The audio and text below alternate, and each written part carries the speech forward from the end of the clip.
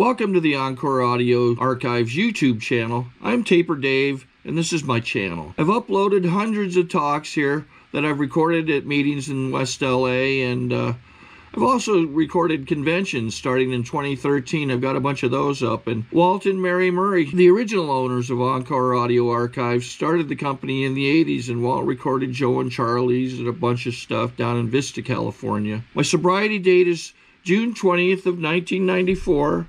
I hope you find something you like, so please like and subscribe to my channel and comment down below. If you want to hear something that I don't have or that you don't see, I'll see that I get it. Anyways, take care and have a great day if you want to. All right, now let's give a warm welcome to our main speaker, Buddy.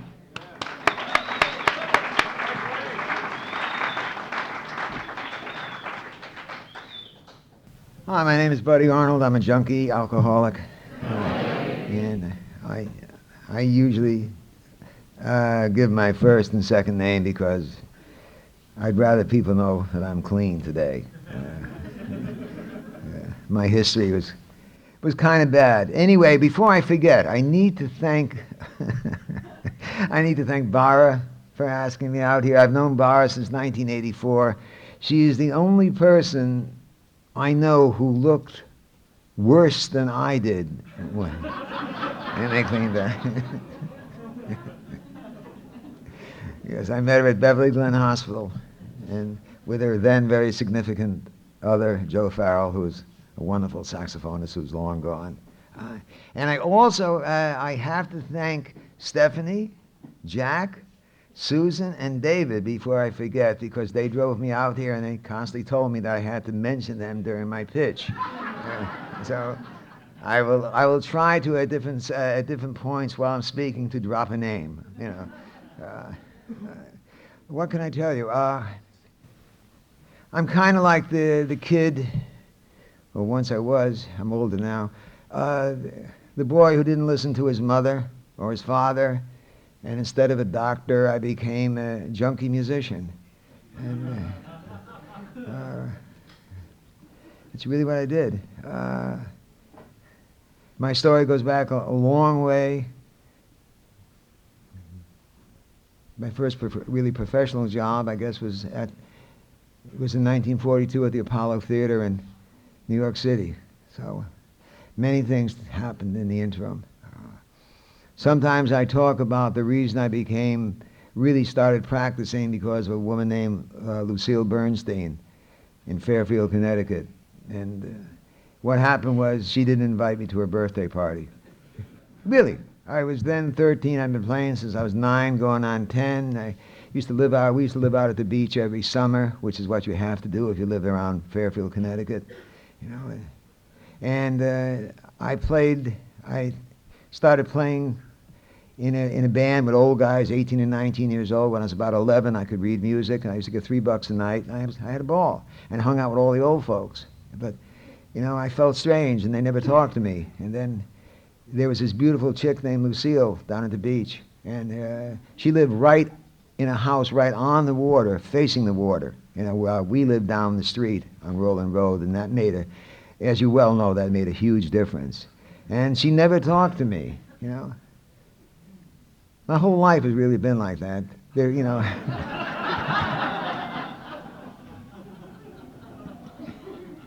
You know.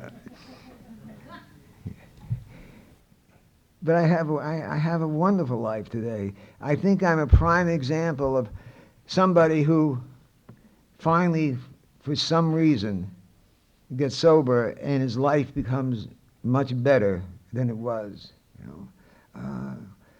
I'm fortunate enough today to have a chance to live a life where I'm part of making a difference for some people, you know. Something I'm not very used to.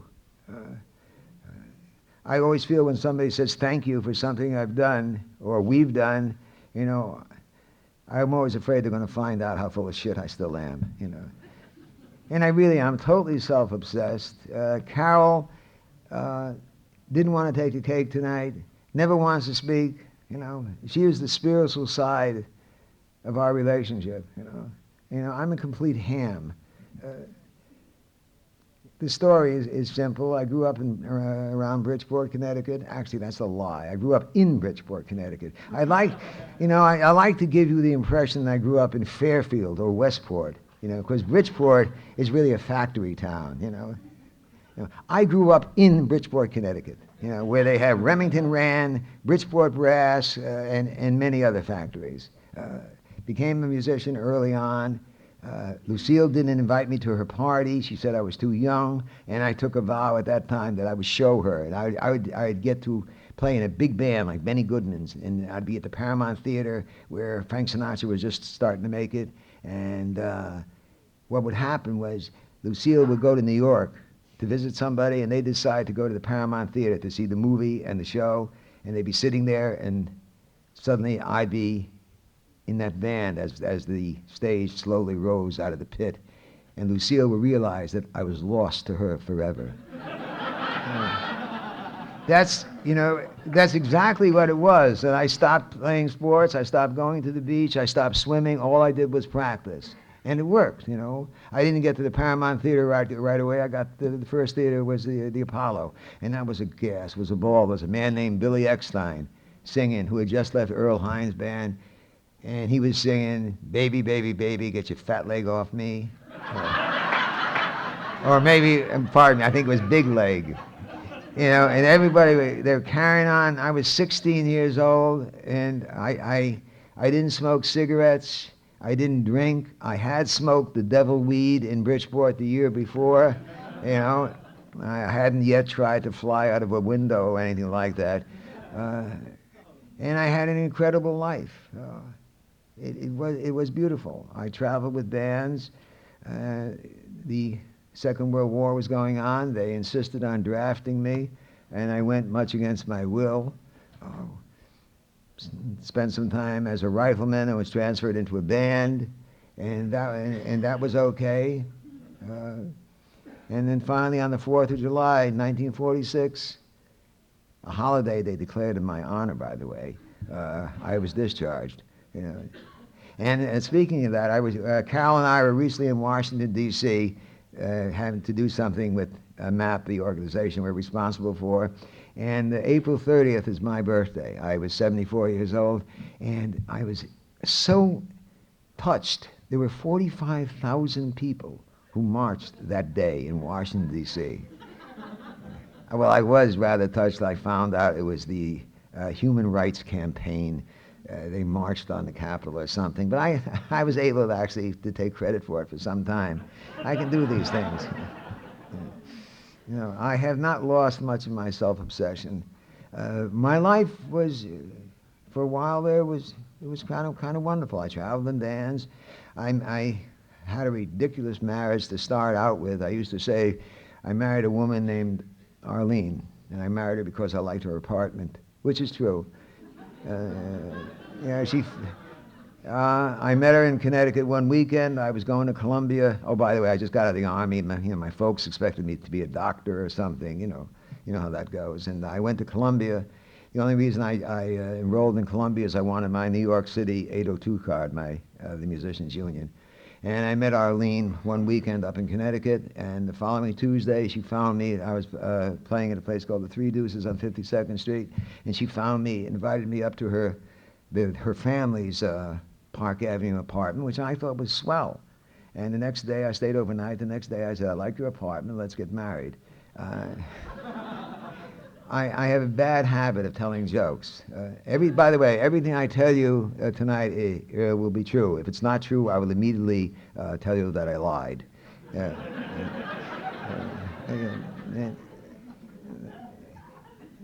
And so far, up to this moment, I have not lied. Anyway, we were married. That was a disastrous marriage. However, the way I did it was I didn't want to stay in school anyway. I joined a drummer who just formed the first band, a little shorter fellow than I, actually, named Buddy Rich. And I came to California in his band for the first time, and that was in 1947. And I was married to Arlene. If you were married to somebody like Arlene, you'd become a heroin addict also. Arlene was a walking argument in favor of anti-Semitism. And I don't really know if that's a lie or not. You'd have to know Arlene. She may be out here, and I'm afraid if I see her come in that door, I will go out that one. All right? But, you know, the marriage, we separated after a couple of years. We got an annulment after 5 years in New York City. My family talked me into going into a business in Dallas, Texas, which I did. In the 6 months, I destroyed the business. And on the way back, going back to New York, I realized that Arlene was waiting for me with the 2 dogs. My parents were up in Connecticut with still their insane ambitions that I should become a doctor, you know, a lawyer, or at least an optometrist.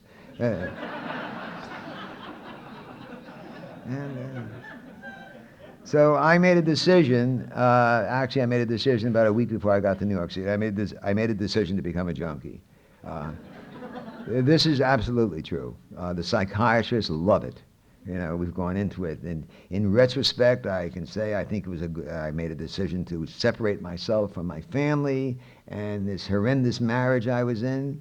Maybe that's why it was. I don't know, but I made that decision. And on September 28th, 1950, I arrived back in New York City, and in 2 hours, I had some heroin injected into my vein. It took some years, around 3 years, before I realized I was addicted. I woke up one day on a one-nighter in the Beneke Miller Band up in Springfield, Mass., and had what I thought was the flu. But as the night went on, I realized I was in such a hurry to get back to New York City. I was on the phone constantly that I was addicted. Whenever they tell you it always gets worse, they're telling you the truth. You know, things never get better. If you keep doing, you've heard it a million times, if you keep doing whatever it is you've been doing that got you into this room, you know, it's going to get worse. It never gets better, you know. I went for my first, quote, cure. In 1954, I was sent. I didn't go. I was sent to Lexington, Kentucky, United States Public Health Service Hospital. The cure didn't work. We had a wonderful band there. Oh, we did. The second largest theater in the state of Kentucky is in the United States Public Health Service Hospital in Lexington. Actually, it was later turned into a women's prison. In fact, it was Leona Helmsley when she was first sentenced a few years ago. That's where she was sent. Seriously. But we had wonderful bands. Every week we'd have a big band show. We had small groups, and we had some of the. It was a strange place. It was fun in a way, you know. They had a division called RESOURSE, where people would be taken and volunteered to be put on drugs and alcohol for various lengths of time. It was totally incredible. This is also part of this is sponsored by the United States government. It really was. They were trying to find drugs to control prisoners with, but that's another story. I'm sure you've heard parts of it anyway. That was my life. I continued using drugs. My life got progressively worse.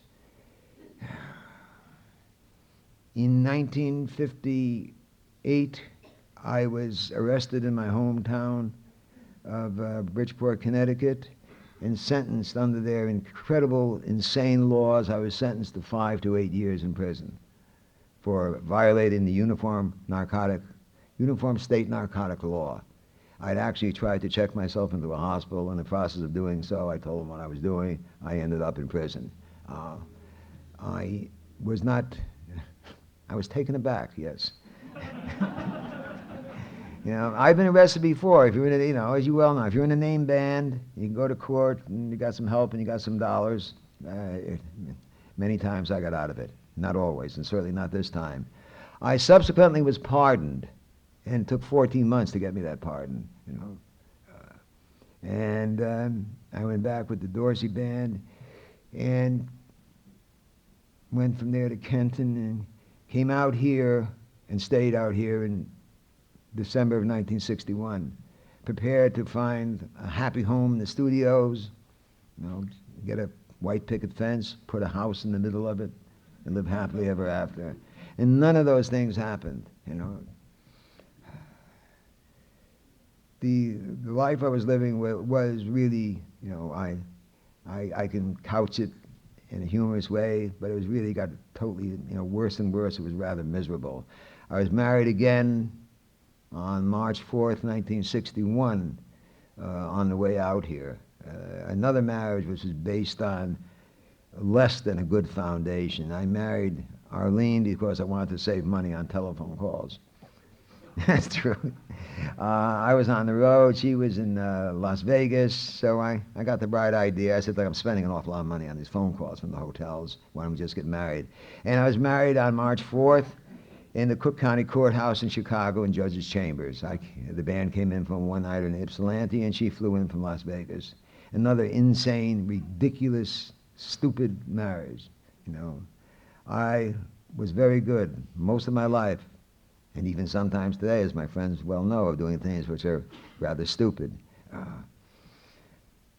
A son was born in 1962. About 7 or 8 months later, I was on my way down. I was going to sub for a friend of mine named Richie Kamuka, doing the last set of Shelley's Manhole, and I was arrested again. By the time I got out on bail the next day, went back to the house was empty. Arlene had left. And the house was very empty because the two boys were not there. I subsequently found out she did not go back to Las Vegas. She went back to Connecticut. She came from the same place as I did. Actually, her father was the district attorney who was responsible for sending me to prison. I used to say I married his daughter, you know, because I had a resentment against them, which is really not true. Anyhow, years went by. I never knew what happened to the boy. I knew that Phyllis had been gone into a mental sanitarium in Connecticut. She didn't drink, she didn't use drugs, she had what we used to call a nervous breakdown. And she never went looking for the children. So over the years, I never knew if they were alive. One was my boy, one was not. And I never tried to find them. I just did what I did. I played in bands and I used drugs. And I got arrested. I got arrested an awful lot. I've been arrested 34 times in my life for narcotics. I really ran out of it. You know, the courts got very, very tired of me. Sorry to interrupt your viewing. Taper Dave here. Just wanted to take a second to ask you to like and subscribe to my channel. Let me know if you like what you're listening. I've got some very good talks here, and this one's a great one. Just curious, do you think this is better than Zoom? Tell me what you think. And I used to say, after I finally cleaned up, the only real thing I feel guilty about is the fact that I don't feel guilty. I don't want to know if my son is alive. I don't want to know if he's dead. I don't want to know if he's a junkie or if he's in prison. I just don't want to know about him. But it wasn't to be that way. Years went by. My life got progressively worse. No matter what happened to me, I continued doing what I knew how to do. I knew how to use drugs, you know, because I was always scared or whatever I was, you know. I have no idea why I used drugs. I used to say that I use drugs because I hate baseball and I can't dance, you know, which really means it doesn't matter. I mean, when you're as old as I am, the reason I used drugs was of no importance whatsoever, you know. Finally, I suffered 4 times from something called subacute bacterial endocarditis, which is an infection of the lining and valves of the heart. I mean, among other things, I'm a medical curiosity. I see you know it, SB. It usually has about a 50% mortality rate. Obviously, I was very lucky. That never stopped me. I've had my heart valve replaced twice, and it was replaced in 1978. The aortic valve was replaced in 78, and I didn't know these things wore out. It had to be replaced again in 1992. There were a couple of bypasses done at the same time in sobriety. Nothing ever stopped me. And finally, at the very end, I became a doctor. I became an oncologist. I treated cancer patients. I blame this on my mother. That's not true. But she'd always wanted me to be a doctor, you know. So I finally became a doctor. I mean, after all, I am Jewish. You know, and I was a great doctor. I really was. I prescribed for my patients. I took such good care of my patients in their excruciating pain. I prescribed hundreds of thousands of dilaudid pills. You know, I was subsequently arrested for this.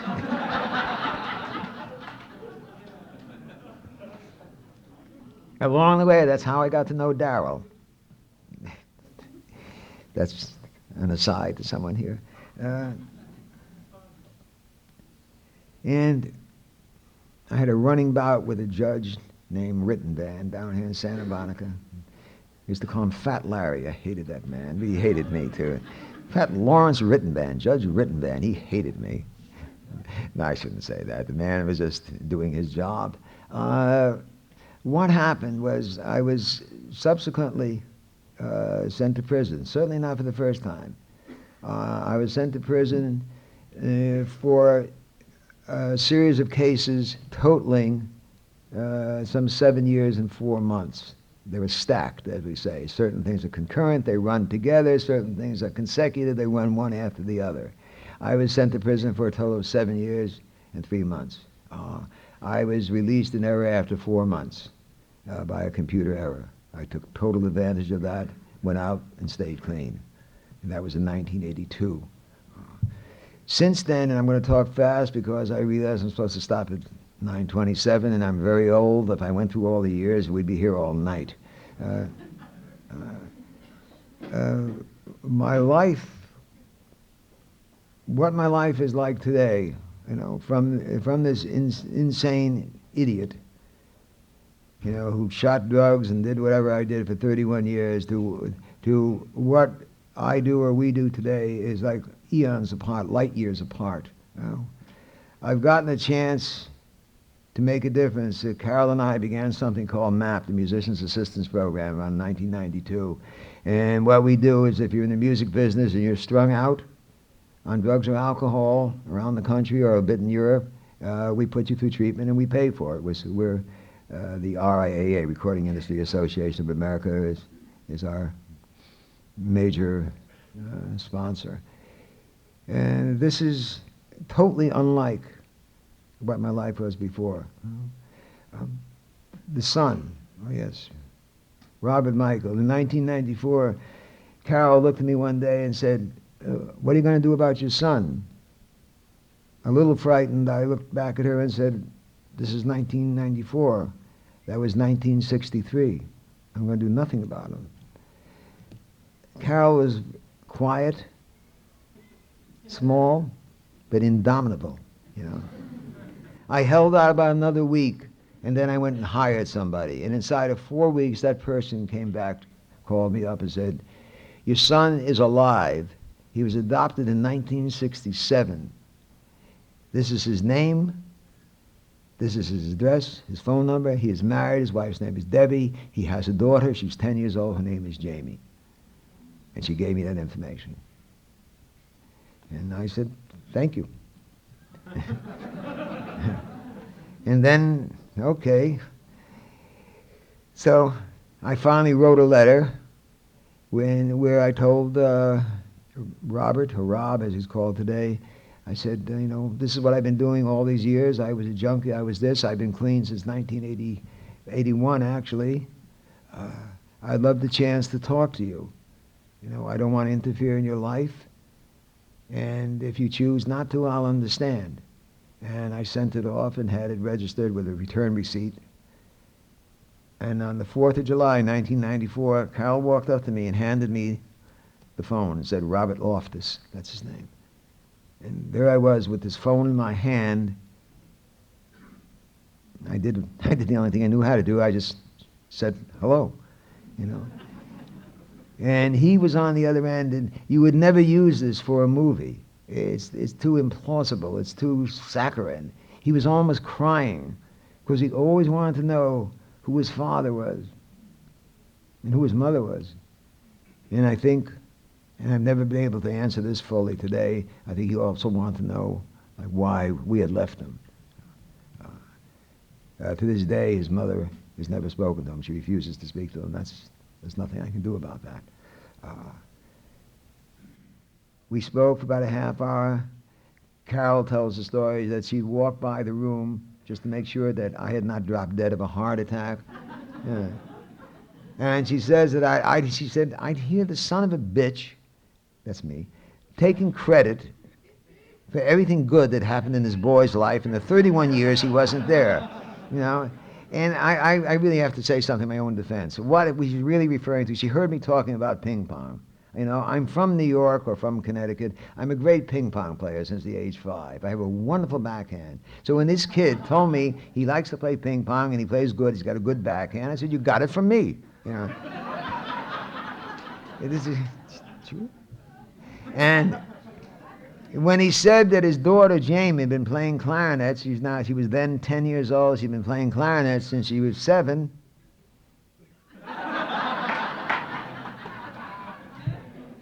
And today we have an incredible relationship. We were there about 2 months later. He was out here for the first time. He hates flying. He was out here about 4 weeks ago. I was fortunate enough to take him. Jack took us both down to the sets of ER, Chicago, NYPD, and Dahmer, you know, and introduced him to everybody. It was great for me too. It was fun, and this kid had a ball. And then that night, the organization, the MAP, the heads of record companies are on the board. So I called up Warner and I called up my man there. I said, listen, you guys get any seats to the Laker games? So they gave us one of their luxury boxes. And there I was, the 4 of us, Carole, myself, Rob, and Dave Allison, a good friend, you know, watching the Lakers. You know, my son was incredibly impressed. You know. I got 2 minutes that I'm going to tell this a quick story about. You know, I never had any children. We had a tragedy. Carole's 2 kids were killed in a plane crash coming out here in 1985. And so we suddenly had, I have a son and we had a granddaughter. And 3 years ago, we were with them at the Planet Hollywood in New York City. And she said, she started telling me about the Hansons. She loves the Hansons. So she did then. God knows what happened today. And she told me that, you know, they were up for a Grammy and they're going to be playing at the Grammys, and she wanted to go, you know. I had never at that time been to the Grammys. You know, junkie jazz musicians don't usually go to the Grammys. I told her she'd go. So I called up some friends of ours at Music Cares, who are some wonderful people there, and they live up outside of Litchfield, Connecticut. Well, on Monday of that month, the Person of the Year dinner they were honoring Pavarotti. She came in from her hometown and went with us to the Waldorf Astoria to the dinner. And there was Pavarotti and Sting and all these other people who she really liked. And then 2 days later, she was at the Grammys with us, and she got to meet the Hansons, and she went to the Mercury party and all that stuff. And we became the most incredible grandparents in all the world. And I think that tells the whole story. That's my story. Thank you.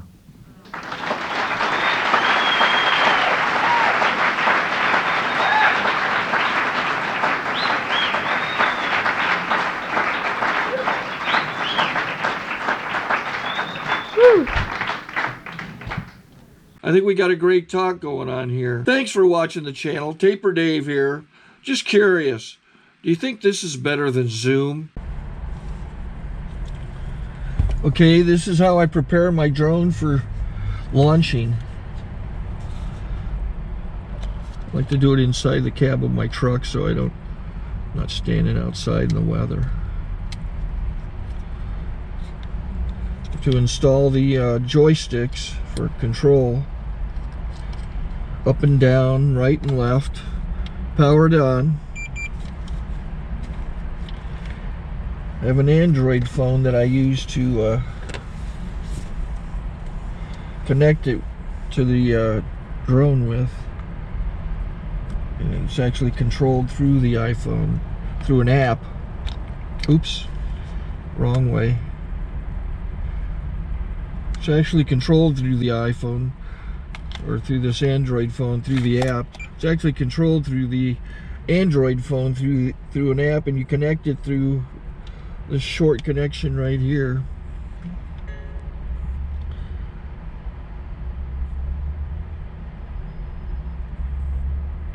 Remote control connected. Remote control's connected. So I pull out the drone. I have to extend the legs. Long legs extended first, then the short legs. Remove the gimbal protector. Set that aside, then power it on one short burst, then one long burst. I lay it down. So I have to go to calibrate. So the drone's not connected yet. It shows you here as this drone gets disconnected, even though the remote's powered on. So the drone has to establish it's connected. So I go into the app to calibration mode. First I'll calibrate the remote controller. Start calibration. Out, in, oop, out, in, up, down, and then this little wheel is to control the gimbal. So it's calibrated. Go to gimbal calibration, start calibration, and then it calibrates the gimbal. I don't know if that shows up. The gimbal's moving all over the place. Changes, you can see it on the video. And I'm calibrated to take off. It's acquired 7 satellites at the moment. There are 26 satellites up in the sky, which it has to acquire before you can take off. So it's connected. It's got enough satellites. This is white. I can go to press this little arrow button, swipe right to take off, and it would start the motors if I slid this to the right, but I'll wait till I get outside. Don't want to do it inside.